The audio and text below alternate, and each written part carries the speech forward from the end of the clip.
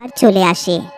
এবার তুমি এই রেস্তোরাঁর বাইরে যেতে পারো না, কারণ এবার তুমি মৃত্যুর মুখে চলে এসেছো। আমি তোমাকেও তোমার নববধূর মতন মেরে খেয়ে ফেলবো। এখন আমি কি করব? এই মালকিনকে আমি কি করে মারবো? হয়তো আমি হেরেই গেলাম। আর ওরকম জীবন বাঁচার কোনো লাভই তো নেই যেখানে আমার টিনা নেই। আমি এখন তার হাতে মরেই যাব। ভুতুড়ে মালকিন নিজের কালো শক্তি দিয়ে একটা বড় তলোয়ার প্রকাশিত করে আর ঘা মেরে তলোয়ারটাকে প্রতীককে আঘাত করার জন্য পাঠায়। তলোয়ারটা প্রতীকের পেটে ঢুকতে যেতে থাকে, তখনই হঠাৎ তলোয়ারটা আগুনে পুড়ে যায়। এটা কি করে হতে পারে? না, এটা ভালো হয়নি। আর হঠাৎ সব মৃত লোকেরা জীবিত হয়ে যায় আর বাইরে আসতে লাগে। এইসব দেখে ভুতুড়ে মালকিন চমকে যায়। এইটা কি, সবাই জীবিত হলো কি করে? আর আর আমার